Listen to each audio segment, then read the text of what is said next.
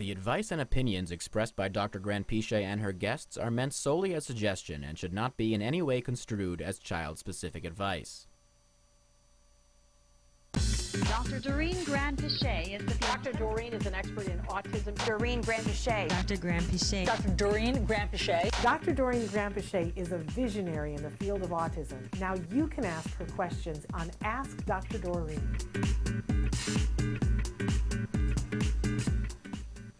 Good morning and welcome to Ask Dr. Doreen. Happy Halloween. Happy Halloween and good morning, everyone. For those of you who weren't able to be at the All Ghouls Gala, we wanted to bring you a little taste of what it was like. You look spectacular. You look amazing. I love this I don't know that the I green told you screen it's is... my favorite of all your costumes. Well, it's certainly comfortable, and you know that's my mantra these days. Let's be comfortable.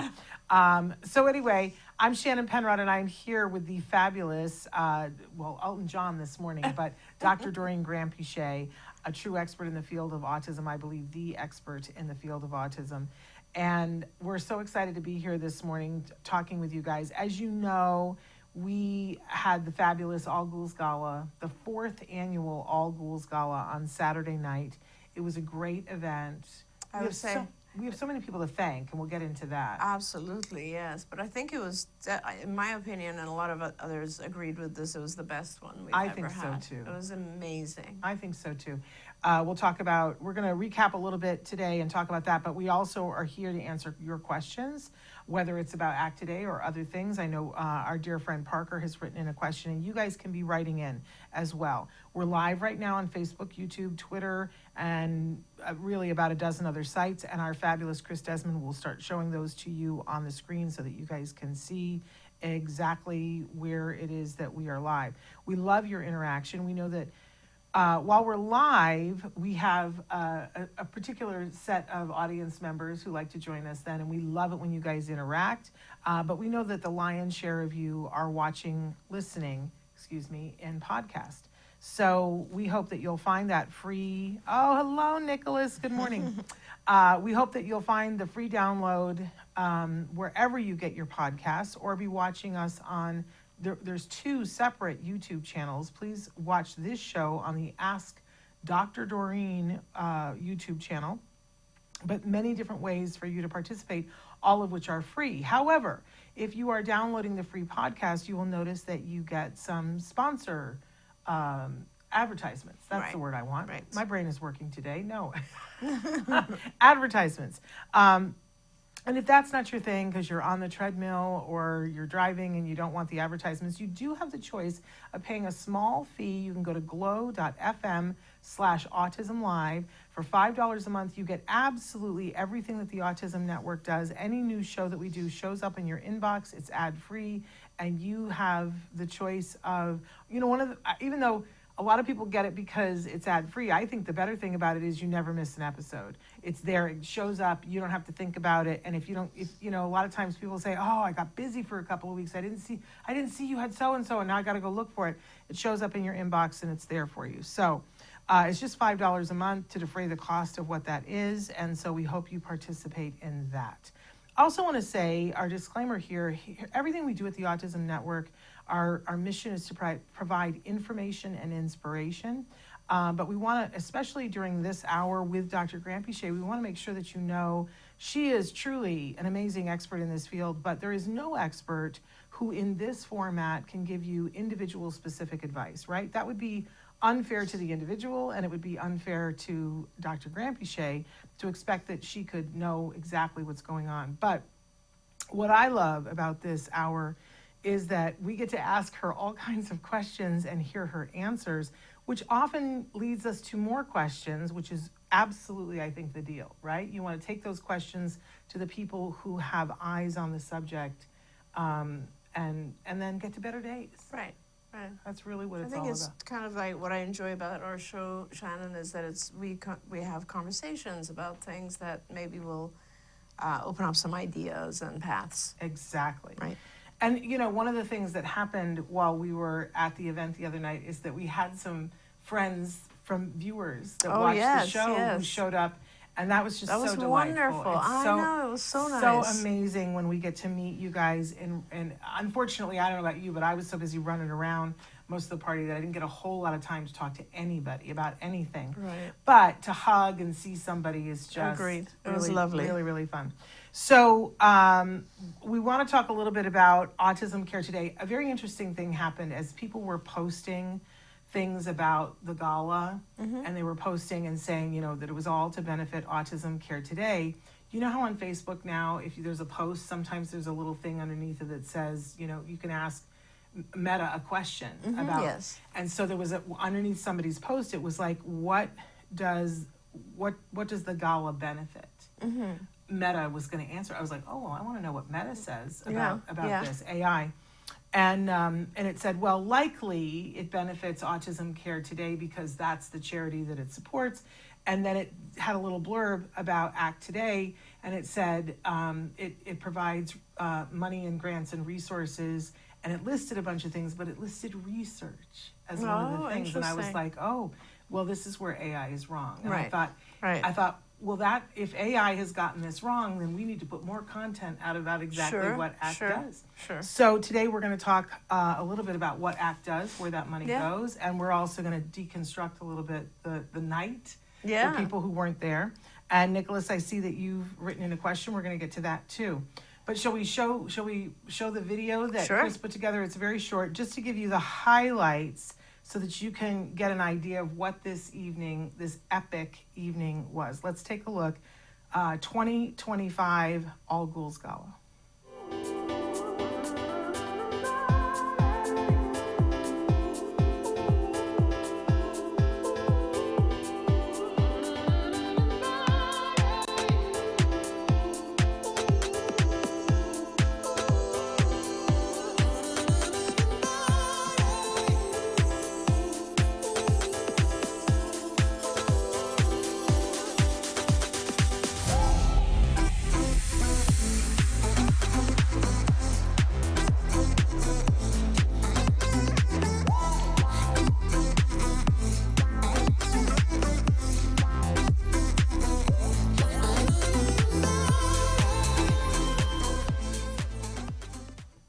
Yay. What a beautiful video. Chris is so good at putting things like that together. Absolutely. We thank him.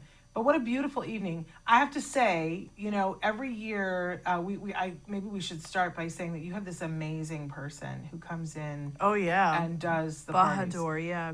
And he does the tent and the food and all Right. of that. He's amazing. He really is. They take care of everything. So, I mean, it's just amazing that how they can manage all of it. It's just- incredible. And every year it's different. Yeah, every year it's different. And I left him a message afterwards thanking him because it just went so well. And he left me a message saying, we'll do something even better next year. I was like, okay. And he's a bit of a genius. Right. And I have to say, I have taken to just saying, I'm just, Just let him do his thing. because I remember when they said when you guys said Yeah. orange and yellow umbrellas, and I was like, what? I know. Every year I do that. When he tells me his plan, I'm like, that's not Halloween. But it just ends up being so beautiful that I just let him do his thing. Yeah. And he does weddings and other events. Yes, So he's very talented. If you look at that and you're like, ooh, I want that, let us know, because Bahadur is amazing. He's got a Yeah. whole team of people, and A very large team, yeah. and they do amazing work. Okay, so that's just one of the people to thank. I think maybe we should take a second and thank the sponsors who make it Yeah, I possible. think that's very important, Yeah. right? Thank you for that, because every year since we've been doing this, the sponsorship allows us to continue doing it, right? Because the sponsorship helps pay for the event so that everything else that we collect can go directly to the families. And I want to start by really thanking United Bank of Switzerland, better known as UBS, as well as JP Morgan Chase, and Assured Partners Insurance, and Nevers Palazzo, a legal firm. And the four of them are our main sponsors every year, and we're just so thrilled that they support us this way. I'm very happy, right? And they they're hands-on sponsors too. They come to the event. They come to the event, they bring groups of people Yes. to the event. I'm very thankful for that. And I don't want to forget sort of smaller sponsors, Duffy, Chris Bowden, they are very helpful as well. And of course, you know, there's a lot of people that just donate. Yes. And that is also extremely helpful. And a lot of people who help with just giving us things like the raffles or, you know, the baskets that we auction and so on. And I want to do a particular shout out to Ike's Love and Sandwiches. Oh, right. That Ike was very adamant. It's funny because we were going to do it last year, and then the Dodgers were in the World Series, and Game 2 was playing last year, and it was in LA, and traffic was going to be a nightmare, and so we didn't do Ike's Love and Sandwiches last year, but we did this year, and it became part of they knew we were going to do this, that as you left the party, you got your swag bag, which we also have to thank Chaz Dean from When. Absolutely. Oh my gosh. You know, give us so much stuff. But so they got this amazing gift bag, and everybody has said to me it's the best gift bag ever. I know, the gift bags were incredible. It was off the chain, and so you got the gift bag, and you got a sandwich, and you got a coupon for another sandwich, and you got a lollipop.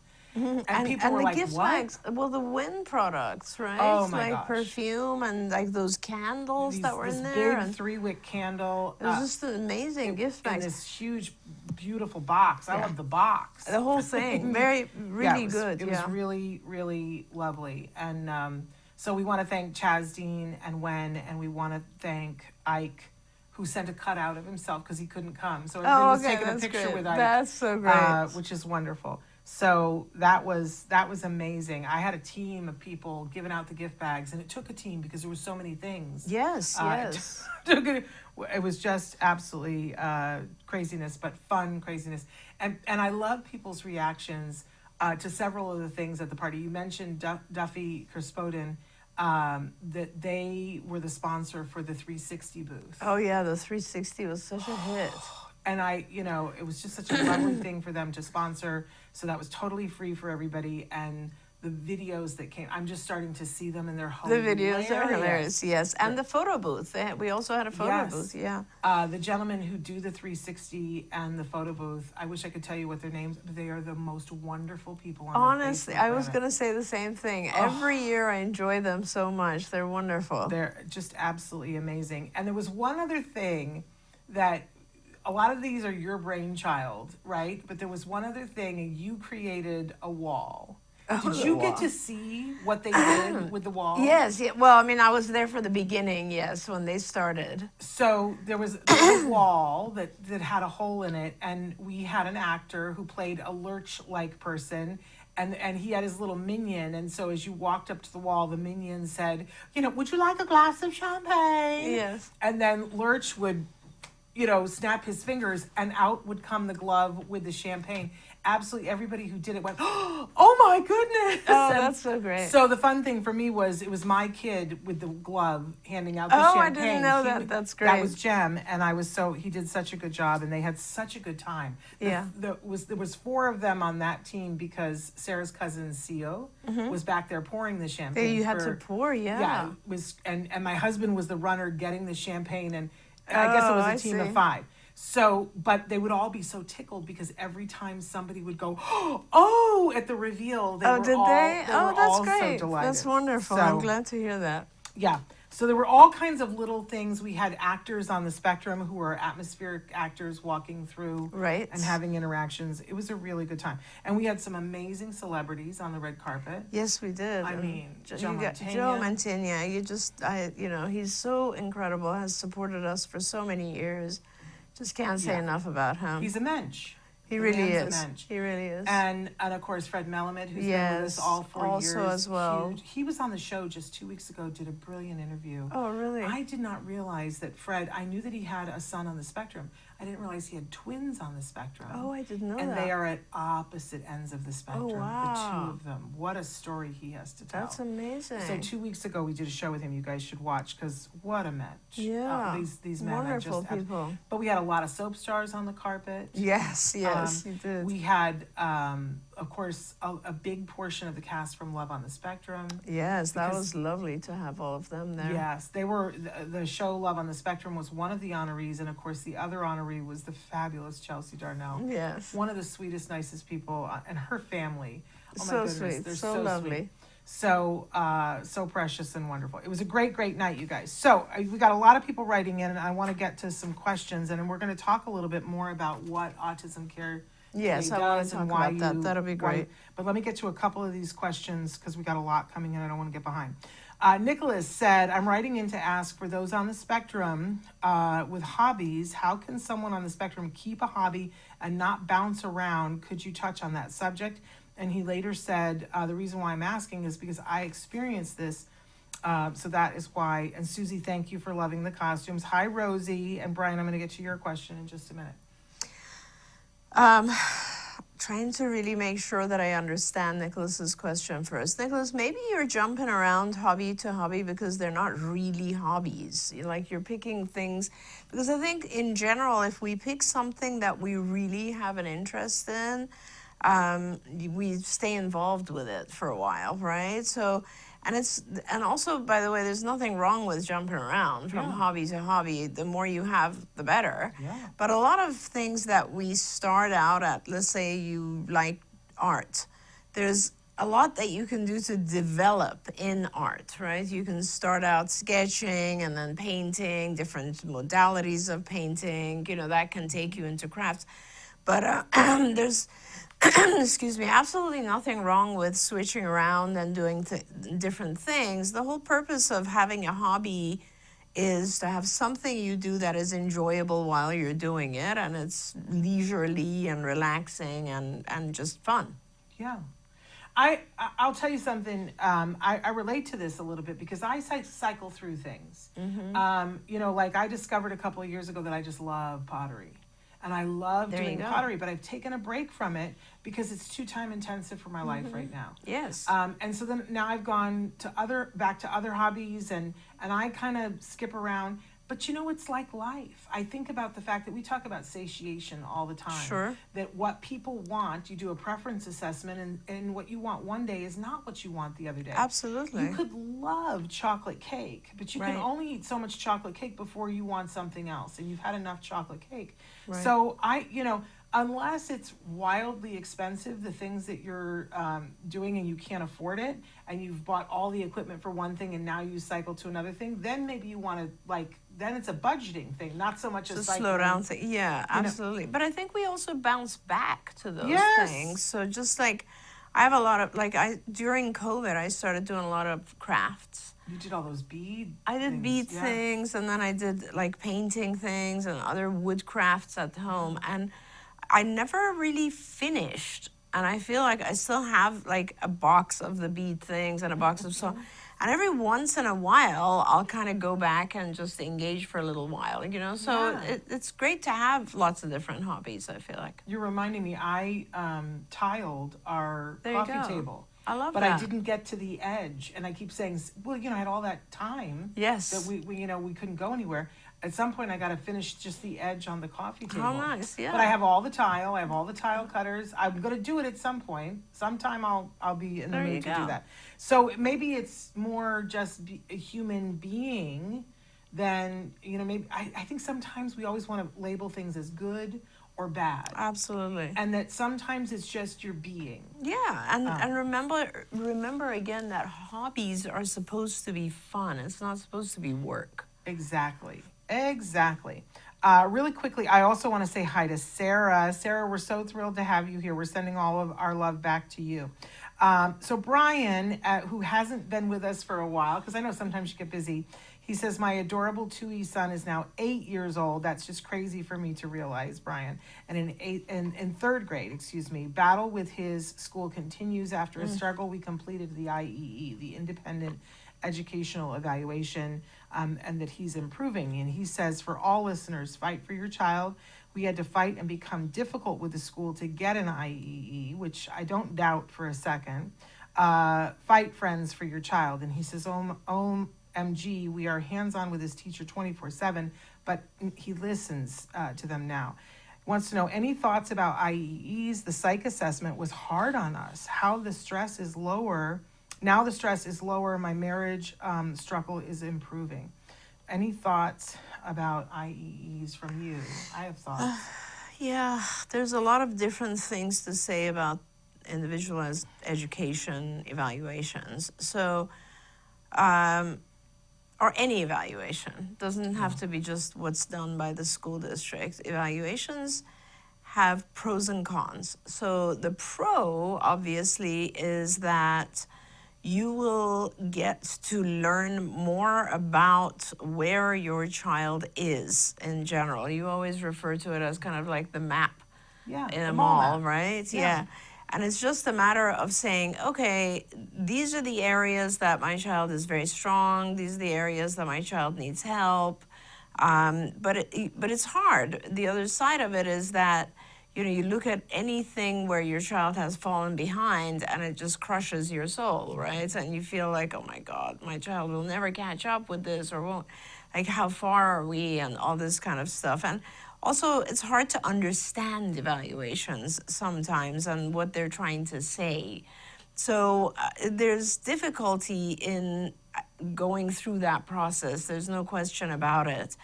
But I guess my words or my suggestions to parents would be just try to remember that you're starting somewhere, and the evaluation is trying to give you an idea of what is the right place to start and what path you should take. If you never evaluate, you're never going to know what areas of teaching to focus on. You're never going to know what's hard for your child. You're never going to know what you can assist them with. So those are the benefits. You know, it kind of helps. Without an evaluation, I feel like everything we're doing is just cookbook and doesn't necessarily apply to your child. The evaluation is what makes it very specific to your child. So I kind of want to just keep saying that, because I know how stressful evaluations can be for parents, but I also think that they have value. Absolutely. And I just want to say, for anybody who's unclear about what the IEE is, school gets the opportunity to evaluate your child, and especially every 3 years. They have the right to evaluate your child. Now, you have the right to say no, but if you say no, then they are not going to give you services. It just comes down to that, because they wouldn't know what services are they giving, just exactly for the reason that you described. But school gets a shot to do evaluations. It is important to note that if you have people privately doing evaluations, that they can't do the same evaluation within a calendar year. It invalidates it. No, you can. Okay. Only a certain type of evaluation. Okay. And it doesn't invalidate anything. It's an ethical issue. Okay. So with testing of, especially IQ, just intelligence quotient. So those tests are supposed to not be administered more than once a year, because of lots of different reasons. One is that the child may have a very good memory and they might memorize the entire thing, and then we're getting an inaccurate response because they've memorized the answers. So that's the main reason. But where you were going, I was going to say, it's also very important to note that if you disagree with a school evaluation, you can absolutely have an independent evaluation done, and you can go to the IEP and you can say, I'm sorry, but I think my evaluation holds, and you can argue that. You absolutely can. That's a very important fact you were bringing up. And you can say, you can't, I was always taught you can say, if, for instance, we used to have, back in the day when there was an assessment arm to card asked to do assessments with my son every year. So then when they would ask to do the triannual for the school, we would have to say to them, well, we've already done this testing, you'll have to pick something else. But if you aren't in that position and school does their testing and you don't agree with it, you then have the right to ask for the IEE. And when you ask for it, the school has to give it to you, but they will make it a fight, and the school has to pay for it. Right. I think that's the thing that a lot of times parents don't know. School has to pay for it, and you get to pick who does it, not the school. Right. School will give you a list of people and they'll say, well, we recommend this person. They'll give you a list. you can say, thank you, I'll take this list and I'll peruse it, but you can come back with somebody's name who's not on the list. Right. You have that right. As long as it's, a licensed, credentialed individual. Yes, thank you for bringing that up. So, that is your right to do that. And then the school has to take that IEE into consideration. Now, if the IEE agrees with what the school said, then, that's going to be a no-brainer. They're going to go with that. But a lot of times the IEE will show something different than what the school showed. Yeah, that's a really good point. It might show something different, but it might also be interpreted differently. There we go. So, and let's talk about some of the tests that are done as part of a more global larger evaluation. So, schools nowadays, a lot of schools nowadays can no longer do IQ evaluations, right? So that's something that you can do, which is intelligence quotient. But schools will do things like speech evaluation, occupational therapy, or physical therapy evaluation. They might do academic evaluations, assessments that will help, just developmental assessments, neurological assessments. It really just depends on your child's needs. And these are also the ones that you can do, obviously. And so all in all, the idea is that you want to be able to administer the things that are going to help you identify what your child needs. So for some children, I'll recommend, depending on what their situation is, I'll recommend one particular type of an evaluation, whereas for some other children, it'll be a completely different eval because, like, let's say it's a child who is only struggling with social skills. I'm going to start looking deeply into their social communication abilities, and I'll want to know how advanced their language and communication is. I'll want to know how they are amongst peers, what their social skills are, so on. If another child is just not developing language, I'm going to really focus on language assessments and speech assessments. And another child, yet I might not know how their hearing is. So I might say, I need to make sure the child is hearing. Okay. So it really does depend on your child's needs. And that is very important because you have a whole battery of assessments that can be completely different and they're focused for your child. Again, I think the biggest difficult part of this is just when the assessment results come back. Yeah. They can be very, very kind of demoralizing and depressing for parents because the first thing you look at is, my child is X number of months or years behind peers, right? Yeah. And that is just scary and you just kind of want to give up hope. Okay. And also remember that schools are trying to assess in order to figure out how to fit your child into whatever services the school can provide. Yeah. You're not doing that. You're trying to assess to figure out what your child needs and then get the school to provide that. And those two things might be completely different. The school might try to fit in to whatever they can provide, and you might say, you know what, everything you guys have doesn't work for my child, so you actually need to pay for me to bring in a provider who can do what my child needs. Yeah.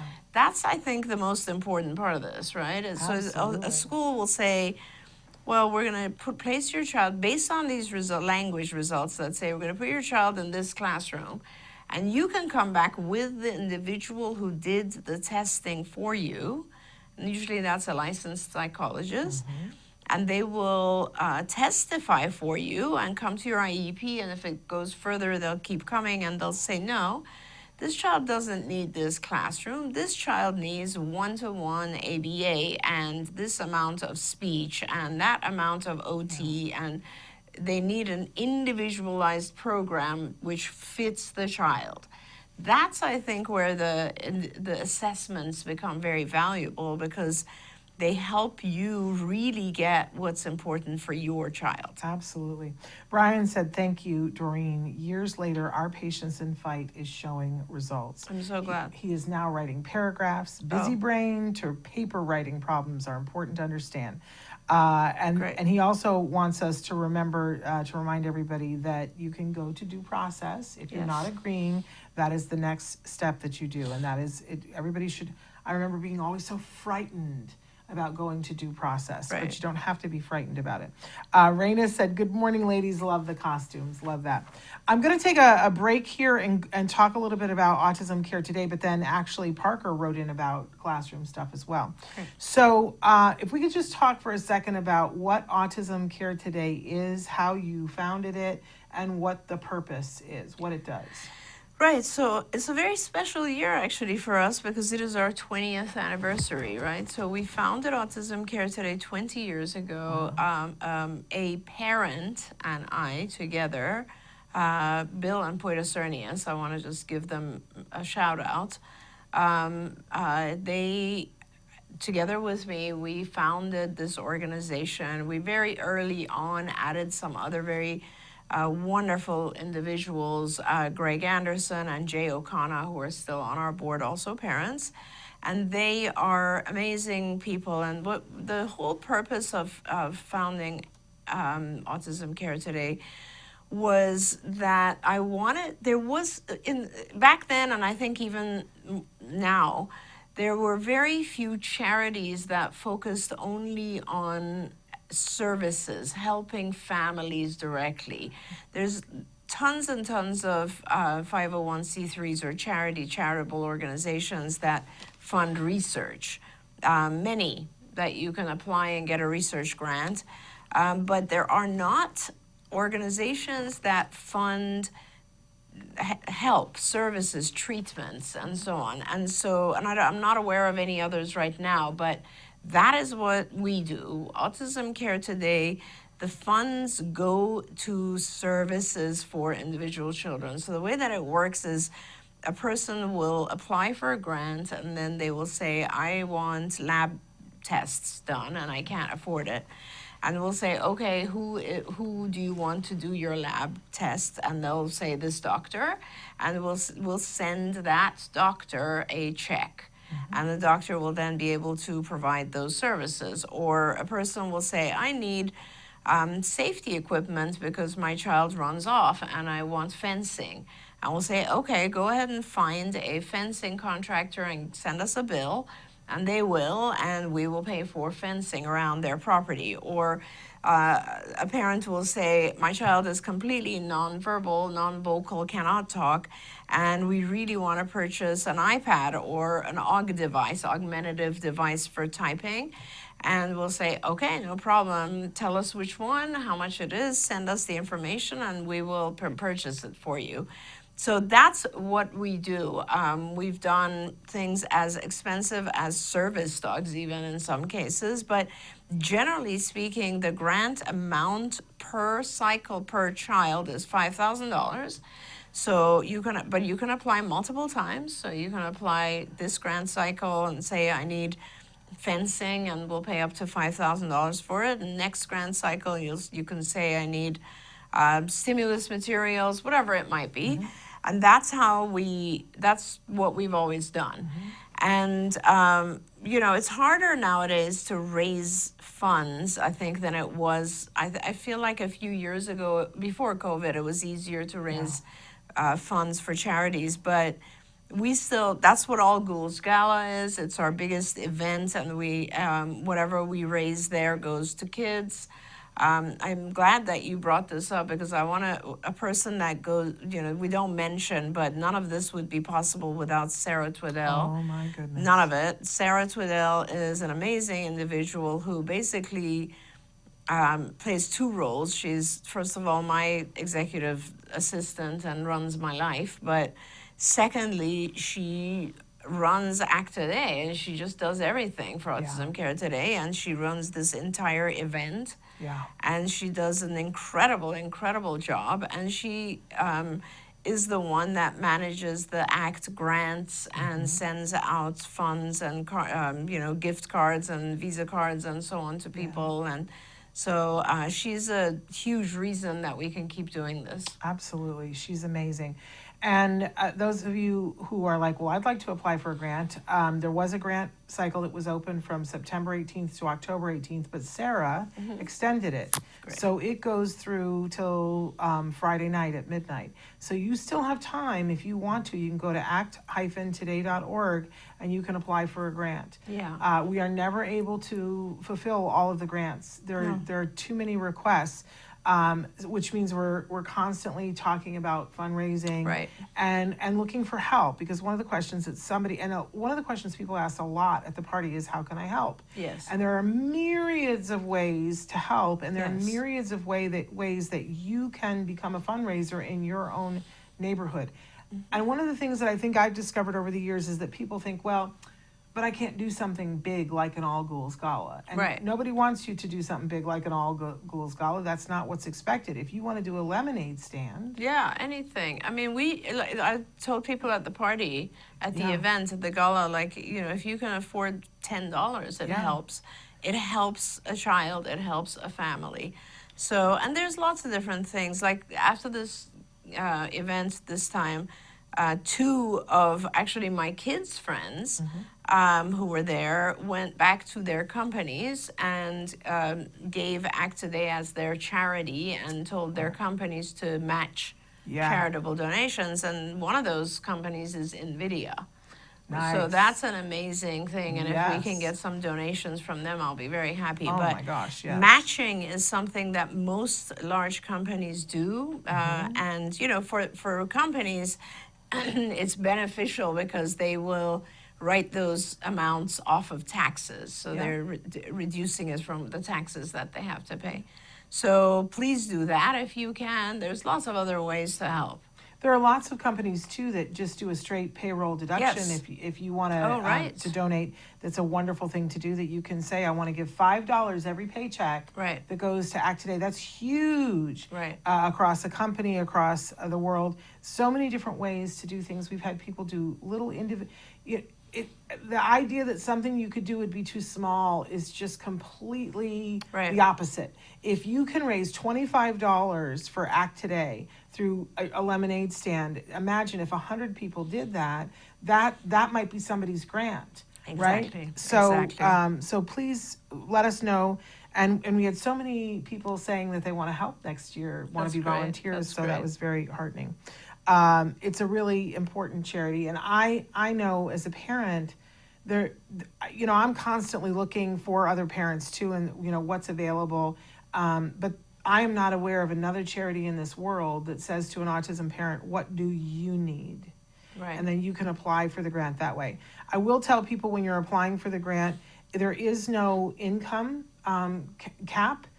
They will ask for your taxes because that's important, but there's no income gap. They will ask you a couple of questions about your family, and it's important to fill all those things out because sometimes we get a donor who will say, I remember a couple of years ago there was a death in a family, and they said, we would like to donate in this person's name, but we're just going to donate to families in Arizona. Right. Right? Or they'll say, well, we just want this to go to military families. Right. Or Right. sometimes we get a grant and they say, we just want this to go to card That's right. co-pays. That's right. For parents, so people can earmark when they donate. So it's important to fill that part of the Yes. the application out carefully and truthfully, because it may make you qualify for a grant that other people aren't qualified for. Right. But there is a part where you get to tell your story, and I think it's the single most important part. I'm That's not right. on the grant committee this year, but I have been in previous years, and that's where grants get decided. Right, Because that's the how most do you fun. pick between, when you've got hundreds of grants, how Right. do you pick?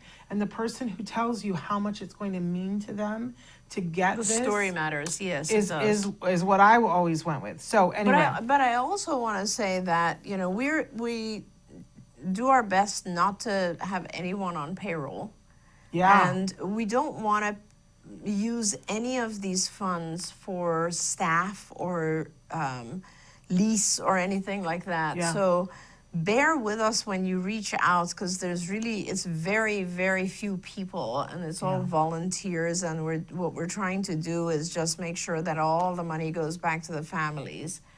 And so mainly you'll be talking to Sarah, who really, her compensation comes from a completely different place. Yeah. And so, yeah, just bear with us, email us, write to us, call us. We're very, very happy if you can help. And we haven't had the opportunity really to talk about this before, but a couple of weeks ago, we lost a member of our community that she was so young, and it just absolutely devastates me. But she was an amazing volunteer at ACT, and she actually won one of the awards at Denim and Diamonds. Kimberly Herbert Gregory passed away a couple of weeks ago. I didn't know that. It was, the day that the Holly Rod event was happening, and we were all sort of finding out on the red carpet. And I don't know what happened, because she was a young, beautifully talented actress, but was a huge supporter of ACT Today, would come and bring her family and stuff envelopes. Was willing to do absolutely anything. And she has a son who is on the spectrum, and it was a huge cause for her. And so we haven't had an opportunity. So I just want to say, I know she's one of our angels up there, and was probably with us on Saturday night. Right. But was always one of those people who was like, let me do what I can. Yeah. So the amazing and we should also mention that Nancy Ospa Jackson, who helped run ACT for many years, was also there at the event, and she's also always been a very big supporter, and we appreciate that too. Absolutely. Okay, I want to get back to, because everybody's asking, and my iPad died, Chris, just so you know. But Parker had written in a question this week, which kind of, it's a little bit separate from the IEEs. But Parker, who I just adore. Yes, absolutely. Parker wrote to me a couple of weeks ago to say, I just want you to know I've been busy with other things, but I haven't gone away. And I just want to hug Parker. Amazing. Parker said, teachers are quitting in droves due to wild behaviors. Classroom clearouts should not be normal. Law enforcement in classrooms as young as kindergarten must not happen. Lots of parents think an IEP is like a get out of punishment free card. A teacher friend said that the COVID kindergartners are a major problem in both SPED and regular education. He says, I'm worried about this due to the fact that the teacher shortage is getting worse every second due to behaviors. And with the Department of Education dismantling the special education office, I fear that this will become a whole lot worse. What is Dr. Doreen's advice for these teachers and parents? If these behaviors happen in middle and high school, law enforcement and criminal charges are likely to happen. So he said, we've got to prevent these behaviors. Yeah. I mean, what a thoughtful comment and question, Parker. There's a lot that can be done. I think what happens, unfortunately, is that when there's just too much demand, which is really what's happening right now, as you very wisely said, the resources going into education are so minimal, so it's a big shortage of teachers to begin with the Department of Education, I guess, losing so much funding and so on. That's another issue. But so what happens as a result is that there's still that, and of course the prevalence of autism keeps going up. So we have lots and lots of need and demand and very few resources. And when that happens, what happens is that, chaos ensues essentially, and all we end up doing is trying to fix the consequences. So we've already thrown a lot of children into this scenario, and there's not enough resources to deal with it. So now we're in a position where, yes, as you said, Parker, some of the children, they receive inappropriate punishments, or they are causing so much damage because no one originally taught them appropriately.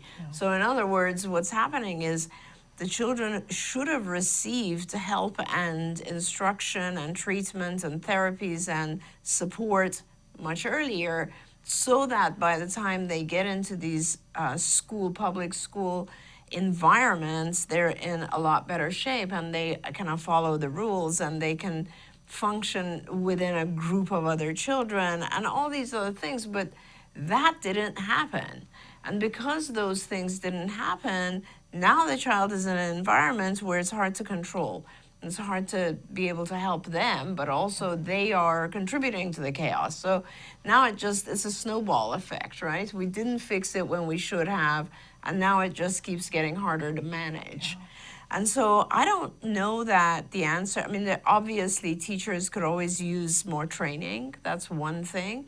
Because it is possible to manage these behaviors if you are very, very well trained to some extent. But when it's one teacher and there's 4 or 5 children who might have severely challenging behavior in the classroom, what are you going to do? So the other very, very important side of it is just, advocating for children to get the help they need earlier.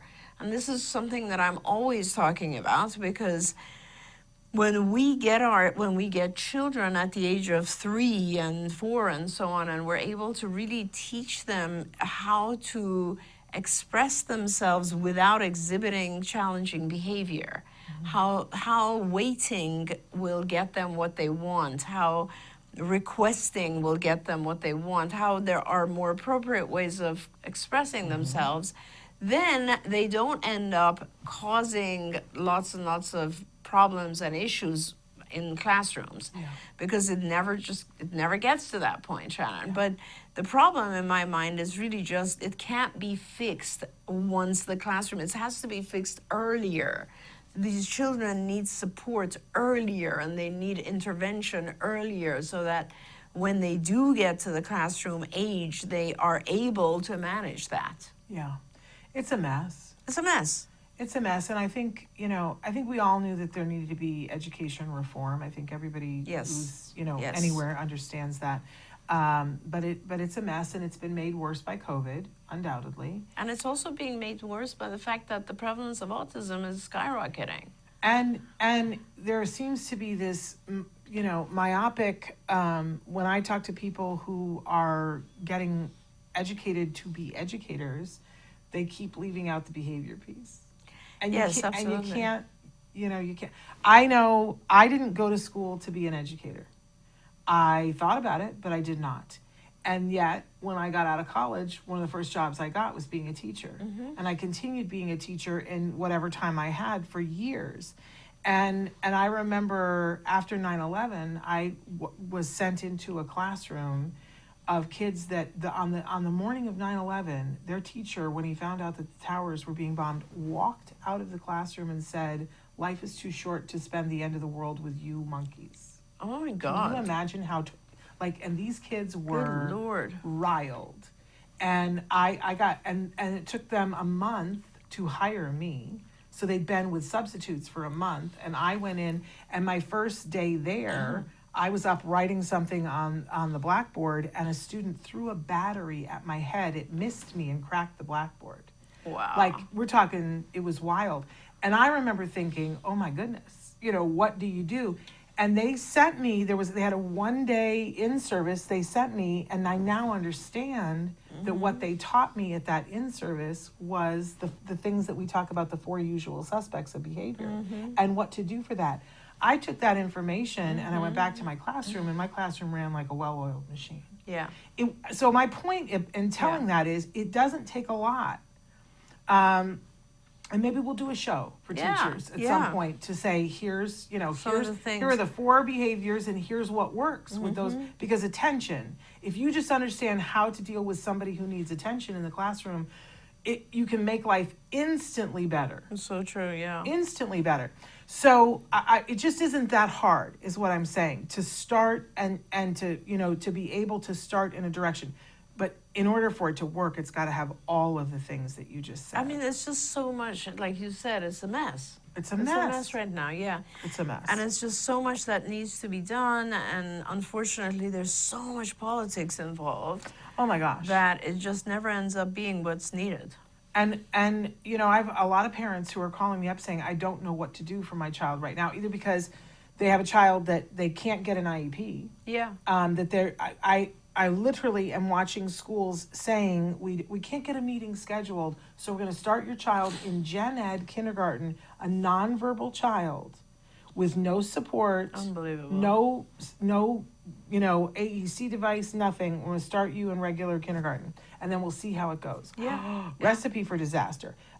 Or we have kids with IEPs that have had IEPs that they're saying, oh, you no longer need the IEP. Right? Nonverbal. Yeah. 2 grades behind, you don't need an IEP anymore.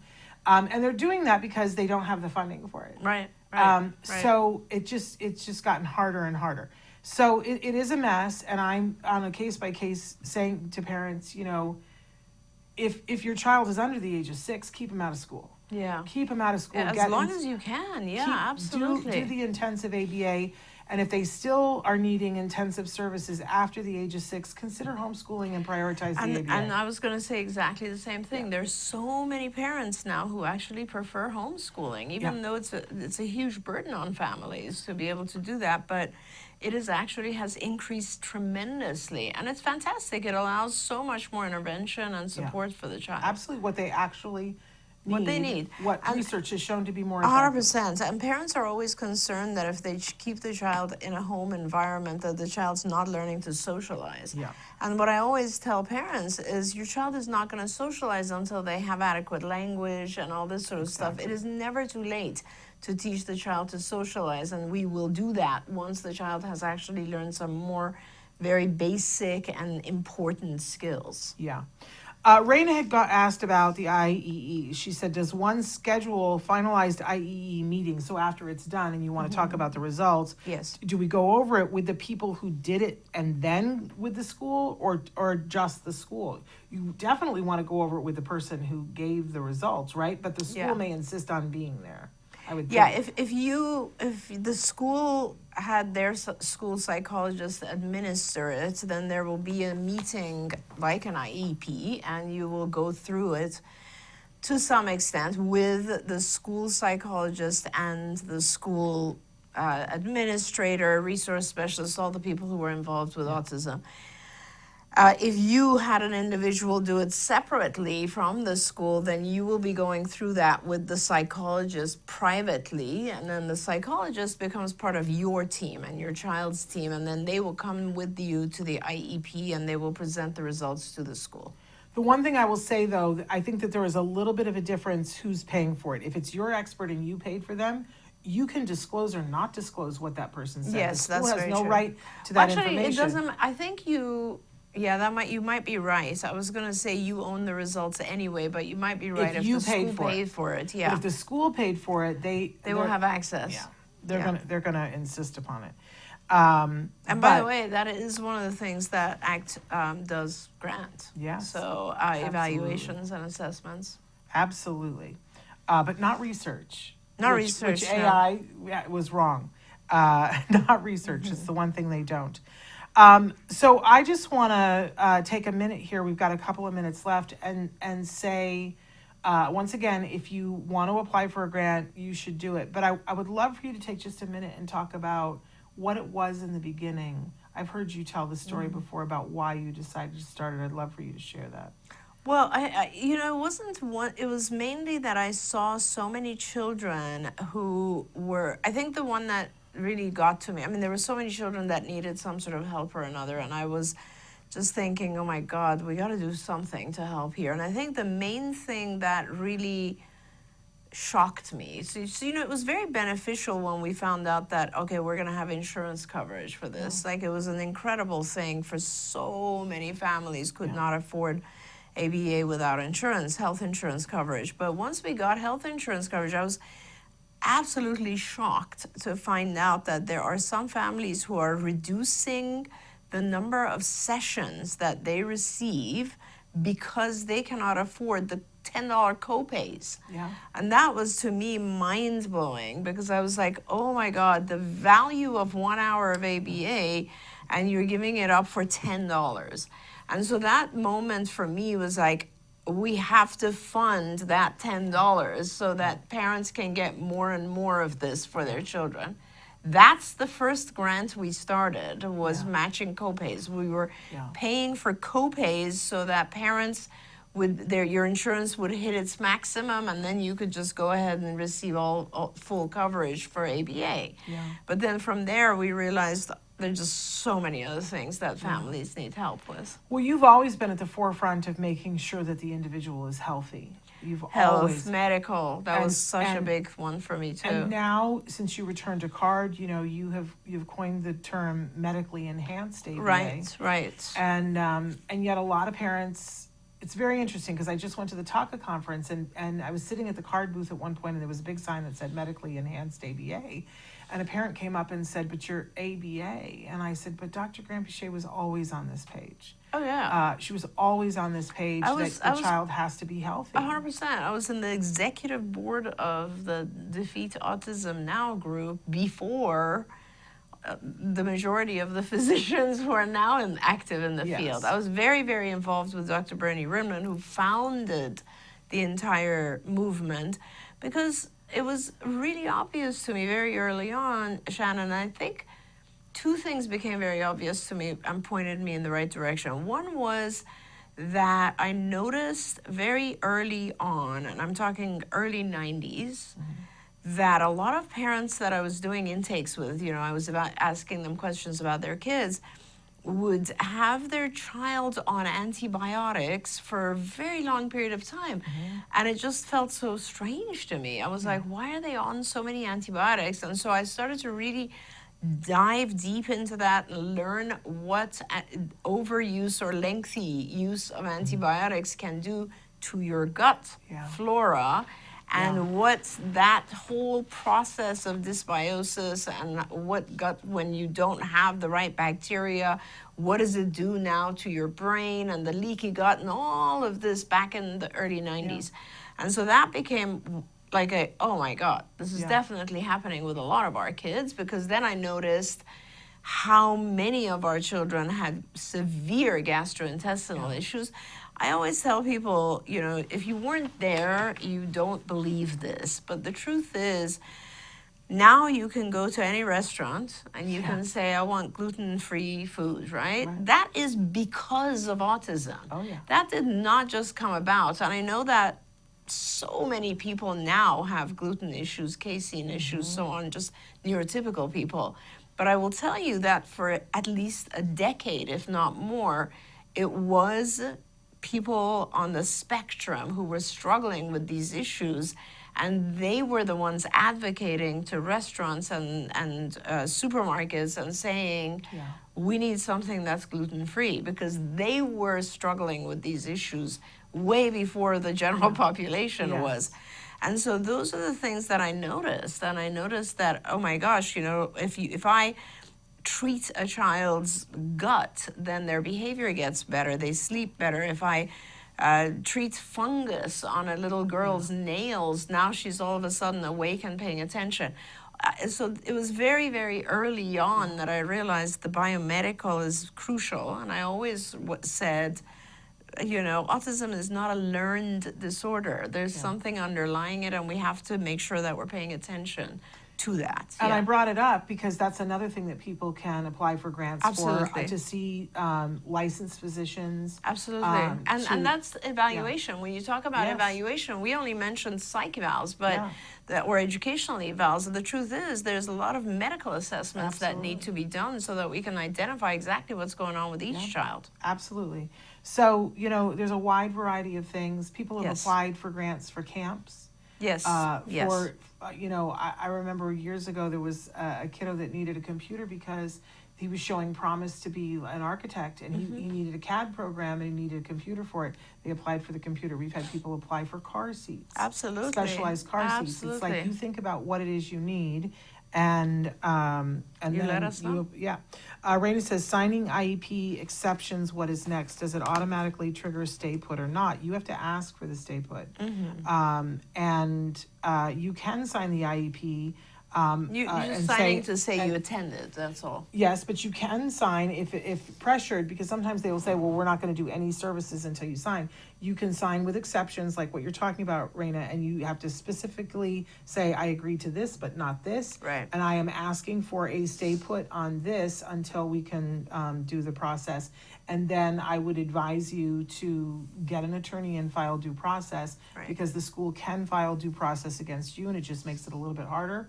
They did Yeah. that twice to me. Oh my gosh. You survived it. We survived it. We still got what we needed, but it's easier if you file due process first. All right, we're out of time. I got to let you go. I know you Yes, have meetings, thank you. but thank you, Elton / Dr. Granpeesheh, for everything that you do. Thank you so There much, was Shannon. my favorite moment of the whole thing was there was a moment we were standing there, we were waiting for the music to die down to do one of the awards, and you said, look at all these wonderful people that are here that are on the spectrum, and you said you were so excited, and you had talked to a I mom. saw one of mine. I saw Logan across the stage, and I was Oh my like, gosh. "Oh, there's Logan! I gotta go." And then you saw there was another parent that was there that was telling you about Yeah. their child, and I said to you, it's your legacy. It's This amazing. is like that It's these adults that amazing. are doing amazing things. That was my favorite moment. So thank you for Thank all that you you. do.